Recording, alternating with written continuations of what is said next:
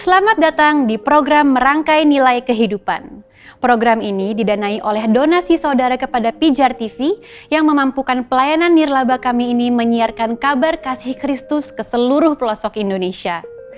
Kami mengemas dan memproduksi program ini sebagai respon dari pertanyaan-pertanyaan yang diajukan oleh pemirsa Pijar TV terkait topik-topik yang spesifik seputar iman Kristen.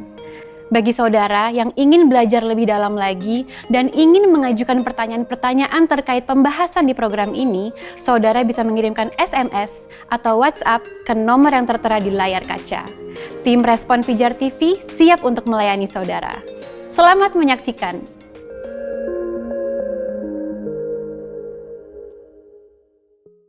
Shalom pemirsa Pijar TV yang dikasihi Tuhan. Kita jumpa lagi dalam program Merangkai Nilai Kehidupan. Seperti biasa kita akan kembali membahas topik-topik yang menarik yang tentunya harapan saya dapat memberkati saudara sekalian. Nah, pada kesempatan ini kita akan membahas topik tentang pengenalan yang benar akan Allah. Kenapa saya katakan pengenalan yang benar akan Allah? Karena tentunya ada pengenalan yang kurang benar atau tidak benar akan Allah. Kita akan membaca firman Tuhan yang terambil dari Lukas 5 ayat 1 sampai 11. Demikian firman Tuhan. Pada suatu kali Yesus berdiri di pantai Danau Genesaret. Sedang orang banyak mengerumuni dia hendak mendengarkan firman Allah. Ia melihat dua perahu di tepi pantai. Nelayan-nelayannya telah turun dan sedang membasuh jalannya. Ia naik ke dalam salah satu perahu itu, yaitu perahu Simon, dan menyuruh dia supaya menolakkan perahunya sedikit jauh dari pantai. Lalu ia duduk dan mengajar orang banyak dari atas perahu. Setelah selesai berbicara, ia berkata kepada Simon, "Bertolaklah ke tempat yang dalam dan tebarkanlah jalamu untuk menangkap ikan." Simon menjawab, "Guru, telah sepanjang malam kami bekerja keras dan kami tidak menangkap apa-apa. Tetapi karena engkau menyuruhnya, aku akan menebarkan jala juga." Dan setelah mereka melakukannya, mereka menangkap sejumlah besar ikan, sehingga jala mereka mulai koyak. Lalu mereka memberi isyarat kepada teman-temannya di perahu yang lain, supaya mereka datang untuk membantunya.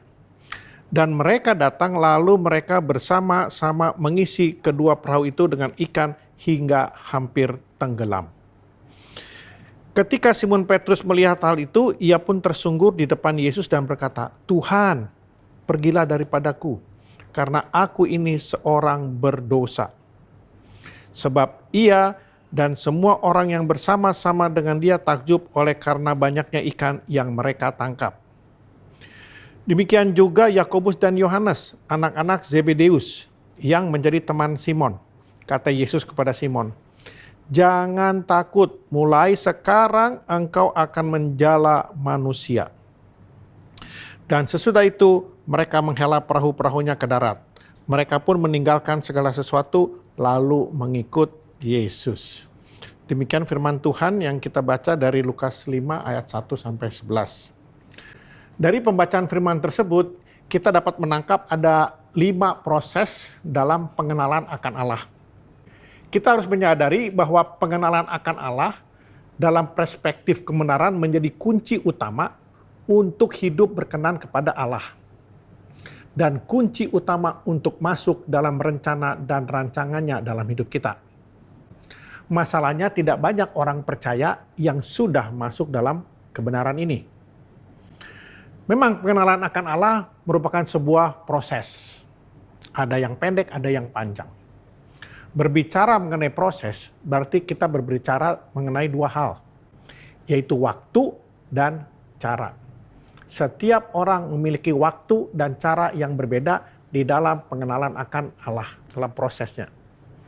Nah, dalam perikop yang kita baca tadi, yaitu Lukas 5 ayat 1 sampai 11, kita belajar bahwa ada 5 tahapan proses dalam pengenalan akan Allah yang dapat terjadi dalam setiap kehidupan umat percaya. Sebuah proses bagaimana seseorang mengenal Kristus mulai dari pengenalan dari dimensi manusia sampai dengan pengenalan dari dimensi Allah. Kita akan membahas dulu pengenalan dari dimensi manusia. Ada 3 tahap. Ya. Yang pertama adalah mendengar firman Tuhan. Jadi tahap pertama dalam proses pengenalan akan Allah adalah mendengar firman Tuhan. Coba kita kembali melihat ayat 1. Pada suatu kali Yesus berdiri di pantai Danau Genesaret, sedang orang banyak mengerumuni dia hendak mendengarkan firman Tuhan. Ia melihat 2 perahu di pantai, nelayan-nelayannya telah turun dan sedang membasuh jalannya. Ia naik ke dalam salah satu perahu itu, yaitu perahu Simon, dan menyuruh dia supaya menolakkan perahunya sedikit jauh dari pantai. Lalu ia duduk dan mengajar orang banyak dari atas perahu. Tadi ayat 1 dikatakan bahwa banyak orang mengerumuni Yesus untuk mendengarkan firman Allah. Di ayat 1. Kemudian di ayat 3 dikatakan Tuhan Yesus duduk dan mengajar orang banyak dari atas perahu. Jadi ada umat yang sedang mendengar. Apa yang didengar? Firman Allah.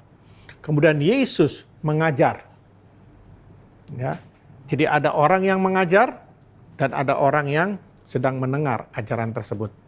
Apa yang dapat kita tangkap dari ayat-ayat barusan ini? Bahwa pengenalan akan Allah dimulai dengan mendengarkan firman Tuhan. Jadi kita harus mulai dari mendengarkan, membaca, dan memahami firman Tuhan. Pada tahap ini, firman diterima sebagai pengetahuan dan dicerna biasanya dengan logika. Pada ayat di atas diceritakan bahwa banyak orang datang berduyun-duyun hendak mendengarkan firman Tuhan. Pertanyaan saya, apa motivasi mereka sebetulnya? Motivasi mereka orang yang datang berduyun-duyun mengikuti Yesus, berbagai macam motivasi mereka. Ada yang motivasinya sekedar ingin tahu seperti apa sih orang ini Yesus ini. Ada yang berharap dia akan menyembuhkan. Ada juga dengan motivasi ingin memata-matai setiap ajaran dan gerak-gerik Yesus. Misalnya siapa? Orang Farisi dan Saduki. Ada juga yang benar-benar rindu untuk mendengarkan berita keselamatan dan yang benar-benar mau menyerahkan hidupnya untuk diubahkan oleh Yesus. Jadi kita melihat banyak sekali motivasi dari orang-orang yang berkerumun hendak mendengar firman Tuhan. Di dalam ayat 3 dikatakan bahwa Tuhan Yesus mengajar. Siapa yang diajar? Tentunya semua orang yang hadir di situ. Tetapi pertanyaannya, apakah mereka semua percaya dengan apa yang diajarkan Yesus? Tentunya tidak semua percaya. Kenapa? Karena tergantung dari motivasi mereka masing-masing. Ketika mereka hendak mendengarkan firman Tuhan. Ketika mereka datang berduyun-duyun mengikuti Yesus, tergantung motivasinya mereka. Kalau mereka datang hanya untuk memata-matai gerak-gerik Yesus, tentunya mereka tidak akan percaya akan semua yang Yesus ajarkan. Hanya motivasi yang benar di hadapan Tuhan yang mau mempercayai semua ajaran Yesus. Demikian juga dengan kita. Apa motivasi kita ketika kita mendengar firman Tuhan? Apa motivasi kita ketika kita membaca firman Tuhan? Saya ambil contoh. Misalnya saudara, apa motivasi saudara datang dengan rajin ke gereja? Ketika motivasi saudara datang ke gereja hanya sebagai rutinitas, hanya sebagai kewajiban orang Kristen datang ke gereja, saudara tidak akan mampu untuk menangkap semua firman Tuhan yang diajarkan di gereja. Saudara mungkin pulang dari gereja tidak akan mendapat rema. Kenapa? Karena saudara datang ke gereja sebagai kewajiban. Yang penting saya sudah datang ke gereja sebagai orang Kristen. Setelah itu ya selesai tugas saya. Hari Minggu pagi datang ke gereja. Selesai. Ketika motivasi kita tidak berkenan di hadapan Allah, apapun yang Allah kerjakan buat kita, apapun yang Allah ajarkan kepada kita, kita akan sulit untuk menerimanya sebagai rema. Dan biasanya kalau motivasinya seperti ini, kita akan jatuh kepada pemahaman firman Tuhan menggunakan logika. Coba kita perhatikan di ayat 4. Ya. Di ayat 4 dikatakan bahwa setelah selesai berbicara, ia berkata kepada Simon, "Bertolaklah ke tempat yang dalam dan tebarkanlah jalamu untuk menangkap ikan. Kemudian ayat 5 dikatakan, Simon menjawab, Guru, telah sepanjang malam kami bekerja keras dan kami tidak menangkap apa-apa. Tetapi karena engkau menyuruhnya, aku akan menebarkan jala juga. Pada level ini, kita melihat bahwa Simon memanggil Yesus sebagai guru. Pengenalan Simon pada level ini masih melihat Yesus sebagai guru. Ketika gurunya menyuruh menebar jala, kita dapat melihat bagaimana reaksi Simon atas perintah tersebut. Walaupun Yesus sudah memberikan perintah kepadanya untuk menebarkan jalannya di satu tempat, namun Simon tidak langsung percaya. Itulah reaksinya Simon. Itulah responnya Simon. Ia tidak langsung percaya. Ia menjawab ketidakpercayaannya dengan mengandalkan pengalamannya sebagai nelayan, serta menggunakan logikanya.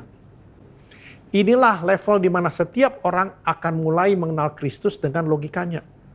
Ketika kita mendengar firman, mungkin pada tahap awal kita akan berusaha memahami firman Tuhan dengan logika kita. Apalagi kalau kita kebetulan memiliki tingkat pendidikan dan pengalaman yang cukup tinggi.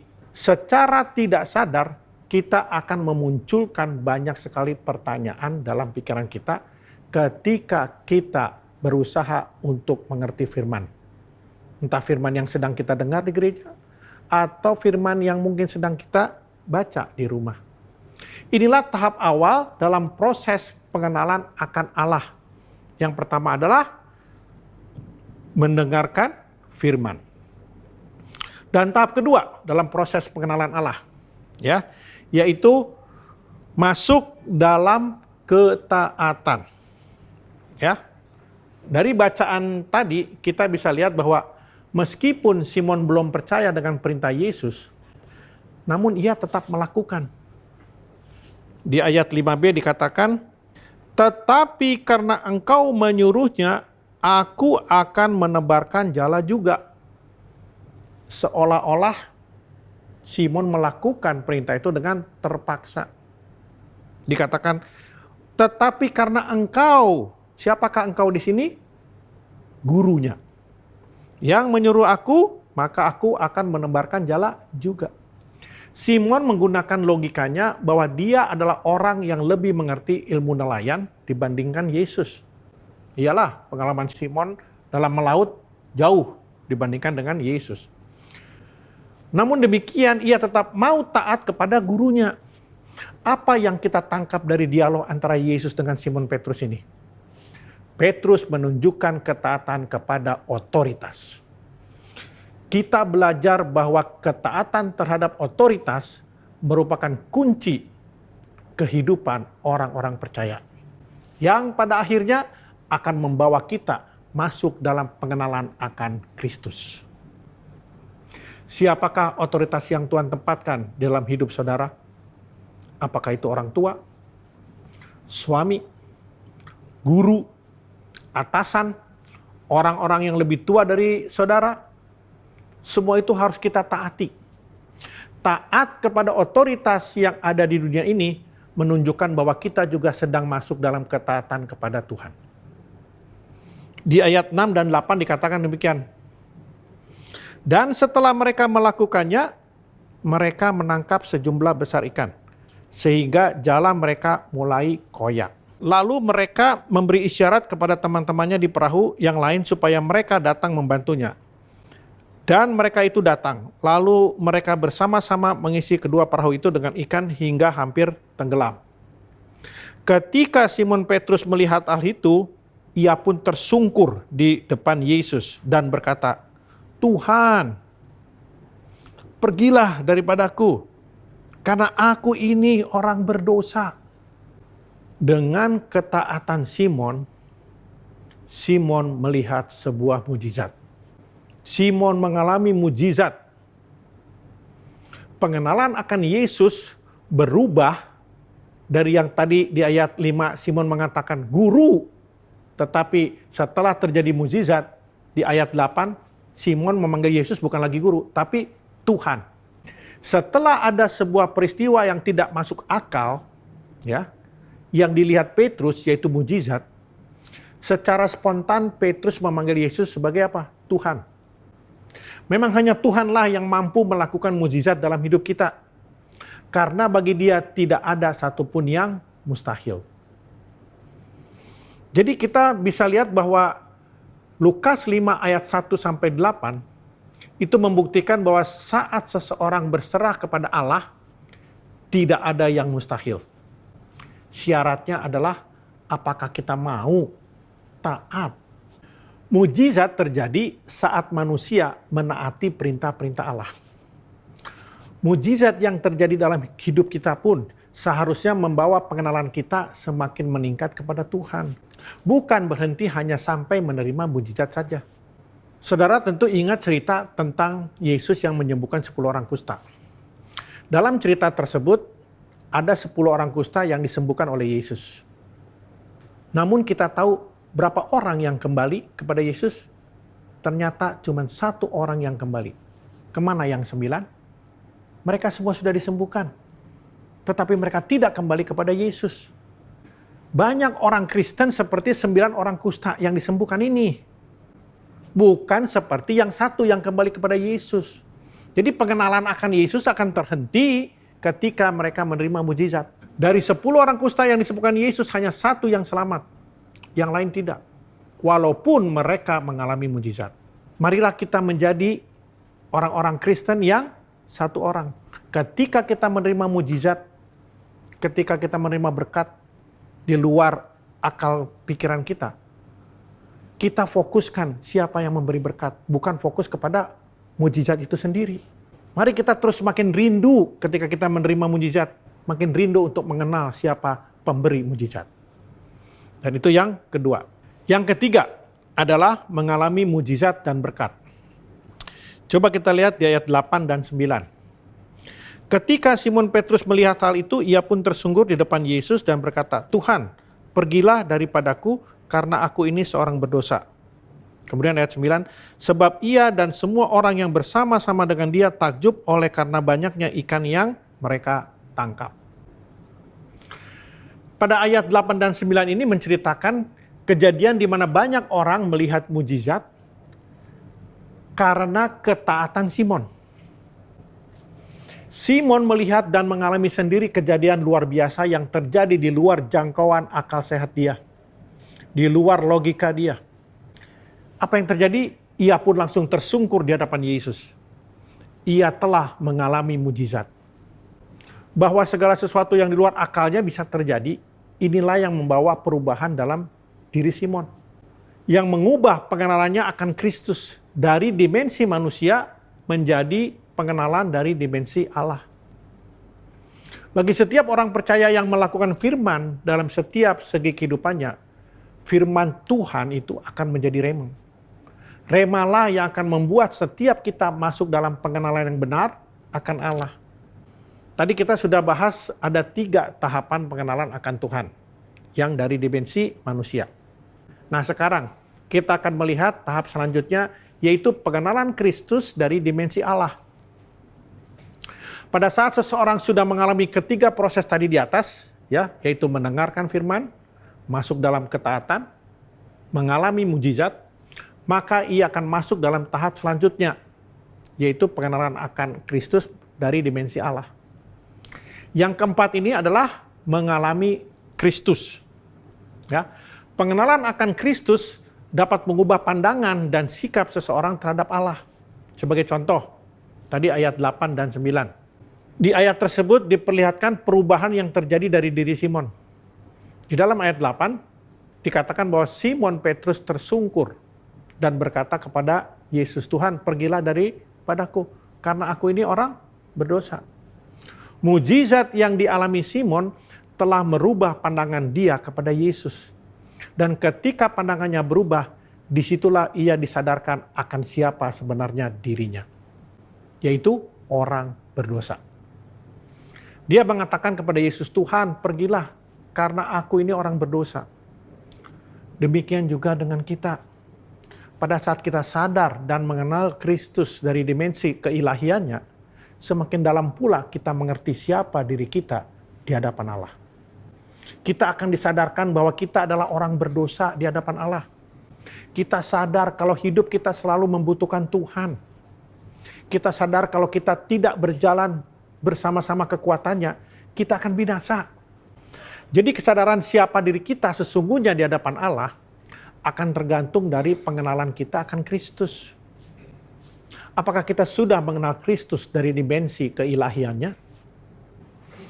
Untuk mengetahui apakah seseorang telah mencapai tahap pengenalan akan Allah dari dimensi ilahi, ukurannya adalah apakah ia mengerti dan mampu mengenali siapa dirinya. Apakah ia adalah seorang yang sudah mengenal Allahnya tapi masih melakukan berbagai hal yang seharusnya ia buang? Jadi kuncinya adalah kejujuran dalam kita menilai diri kita sendiri. Semakin kita mengenal Kristus dari dimensi Allah, semakin kita tidak memiliki kehendak atau keinginan daging. Yesus adalah manusia yang mengenal Allah secara sempurna. Lihat sebagai akibatnya apa? Dia tidak lagi memiliki kehendak, melainkan apa yang dia lakukan selama pelayanannya di dunia ini, semata-mata itu semua kehendak Bapanya yang di surga. Ketika dia menyembuhkan orang sakit, membangkitkan orang mati, membuat mujizat, semua itu adalah kehendak Bapanya dan bukan kehendak dia. Demikian juga dengan kita. Ketika pengenalan kita akan Kristus terus bertumbuh di dalam pengenalan yang benar, tentunya dari dimensi Allah ya, maka kehendak Tuhan dalam hidup kita akan menekan setiap kehendak kedagingan kita. Tahap selanjutnya, kita sudah mengenal Allah dari dimensi yang benar, yaitu dari dimensi ilahi. Nah, tahap yang terakhir adalah tahap kelima, yaitu mengerti visi Allah dalam hidup kita. Ketika kita sudah menjalani keempat proses tadi, dan yang kelima, disitulah kita akan mengerti visi Allah dalam hidup kita. Ketika kita masuk dalam pengenalan yang benar akan Allah, disitulah Allah akan menyatakan visinya, apa kehendak dan rancangan dia dalam hidup kita. Coba kita lanjutkan pembacaan firman Tuhan di ayat 10 dan 11. Ayat 10b dikatakan demikian. Jangan takut, mulai dari sekarang engkau akan menjala manusia. Dan sesudah mereka menghela perahu-perahunya ke darat, mereka pun meninggalkan segala sesuatu, lalu mengikut Yesus. Ayat di atas menunjukkan visi Allah dalam kehidupan Simon. Bukan lagi menjadi penjala ikan, tetapi menjadi penjala manusia. Ketika Simon mengerti siapa sebenarnya Yesus, maka ketika itu pula Yesus memberikan visi kepada Simon untuk menjadi penjala manusia. Pengenalan Simon terhadap Yesus membuat Simon mampu menangkap visi Tuhan dan mampu untuk melakukan visi tersebut. Pengenalan akan Kristus dari dimensi Allah akan membuat setiap orang percaya dipersiapkan untuk menerima, mengerti, dan melakukan visi Allah dalam hidupnya. Pengenalan akan Allah dalam perspektif yang benar akan membuat orang tersebut merespon setiap masalah atau pergumulan, kesulitan, sakit penyakit, apapun permasalahan yang sedang hadapi, bukan lagi dari dimensi manusia, tetapi dari dimensi Allah. Dan semua akan sesuai dengan cara Allah dan rancangan Allah bagi hidupnya. Taat dalam melakukan visi Allah merupakan taat yang berbeda ketika kita masih mengenal Allah dari dimensi manusia.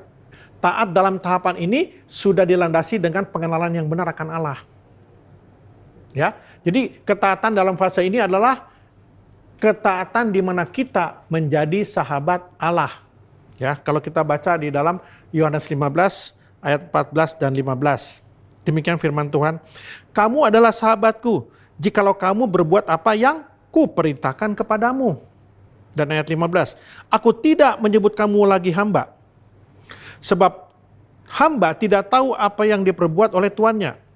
Tetapi aku menyebut kamu sahabat, karena aku telah memberitahukan kepada kamu segala sesuatu yang telah kudengar dari Bapa-Ku." Jadi ketaatan yang seperti itu. Yang kedua adalah ketaatan dalam bentuk dari kasih kita kepada Allah. Di dalam Yohanes 14 ayat 21 dikatakan firman Tuhan, "Barang siapa memegang perintahku dan melakukannya, dialah yang mengasihi aku, dan barang siapa mengasihi aku, ia akan dikasihi oleh Bapa-Ku, dan aku pun akan mengasihi dia dan akan menyatakan diriku kepadanya. Pemirsa Pijar TV yang dikasihi Tuhan, kita harus mengerti juga bahwa proses pengenalan akan Allah berlangsung secara terus-menerus dan berulang-ulang. Jadi kelima proses tadi di atas itu akan terus berputar-putar dalam kehidupan kita. Sehingga pengenalan seseorang akan Allah terjadi berulang-ulang secara terus-menerus. Yang pada akhirnya menjadikan ia semakin bertumbuh di dalam pengenalan yang benar. Banyak orang tidak mengalami semua proses dari pertama sampai kelima. Sebab banyak orang Kristen yang berhenti saat proses kedua misalnya atau ketiga. Ada orang yang setelah mencapai tahap ketiga yaitu mengalami mujizat atau berkat dalam hidupnya, ia berhenti dan tidak mengenal Tuhannya. Sama seperti 10 orang kusta yang disembuhkan oleh Tuhan Yesus. 10 orang kusta pada awalnya mengenal Tuhan Yesus sebagai orang yang mampu menyembuhkan. Dan mereka sangat percaya kalau Tuhan Yesus mampu menyembuhkan kusta mereka. Sehingga apa yang mereka lakukan? Mereka berteriak kepada Tuhan Yesus. Yesus, sembuhkan kami. Mereka percaya kalau Yesus mampu menyembuhkan. Dan apa yang terjadi? 10-10-nya sembuh. Tetapi hanya berapa orang yang kembali? Hanya 1 orang saja dari 10 orang kusta yang disembuhkan yang kembali kepada Yesus. Untuk apa? Untuk diselamatkan. Perhatikan bahwa di dalam kasus ini terlihat banyak orang Kristen ya yang kita representasikan oleh 9 orang kusta yang sembuh tadi yang lebih berfokus kepada mujizat, kesembuhan, hidup makmur, bebas dari masalah dan lain sebagainya. Demikian juga kita sebagai orang Kristen, banyak yang masih berfokus pada hal-hal untuk mengejar mujizat yang pada hakikatnya semua itu hanya bernilai sementara dan tidak banyak yang berfokus dan mengejar nilai kekekalan, yaitu pengenalan yang benar akan Allah, seperti yang dialami oleh 1 orang kusta yang kembali kepada Yesus. Setiap orang akan merespon setiap tahapan ini secara berbeda-beda, tergantung dari bagaimana ia bersikap saat menghadapi setiap proses yang terjadi dalam hidupnya. Sampai kapan kita menjalani proses pengenalan akan Allah? Jawabannya ada di firman Tuhan yang tertulis dalam 1 Korintus 13 ayat 12. Karena sekarang kita melihat dalam cermin suatu gambaran yang samar-samar. Tetapi nanti kita akan melihat muka dengan muka. Sekarang aku hanya mengenal dengan tidak sempurna. Tetapi nanti aku akan mengenal dengan sempurna seperti aku sendiri dikenal. Saat seseorang memiliki tubuh kemuliaan, barulah ia akan dapat mengenal Allahnya dalam kesempurnaan. Ketika kita nanti kembali ke rumah Bapa, masuk dalam dunia baru, langit baru, disitulah kita akan mengenal siapa Yesus secara sempurna. Tetapi selama kita berada di dunia ini, kita harus terus berusaha meluangkan waktu, meluangkan energi, kemampuan kita untuk terus berusaha mengenal Yesus sebagai Tuhan dan Juru Selamat. Pemirsa Pijar TV yang dikasihi Tuhan, demikianlah pembahasan kita pada kesempatan ini. Kiranya pemahaman 5 proses pengenalan akan Allah akan terus kita alami di dalam kehidupan ini, untuk kita terus diproses secara sempurna oleh Tuhan, sehingga buah roh nyata dalam hidup kita. Nantikan pembahasan topik-topik yang menarik lainnya dalam program Merangkai Nilai Kehidupan. Tuhan Yesus memberkati. Salam terang bagi Indonesia.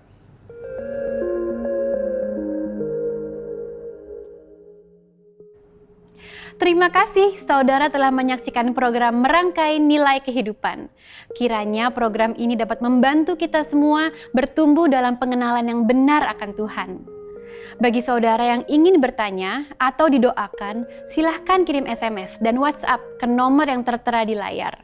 Tim Pijar TV rindu melayani saudara. Dan bagi saudara yang rindu untuk berpartisipasi dalam pengabaran Injil melalui siaran televisi Pijar TV ini, saudara bisa mengirimkan donasi saudara ke nomor rekening BCA 5055182121 atas nama Yayasan Pelayanan Media Indonesia. Mari bersama kita menyebarkan kebenaran firman hingga ke seluruh pelosok negeri. Salam terang bagi Indonesia.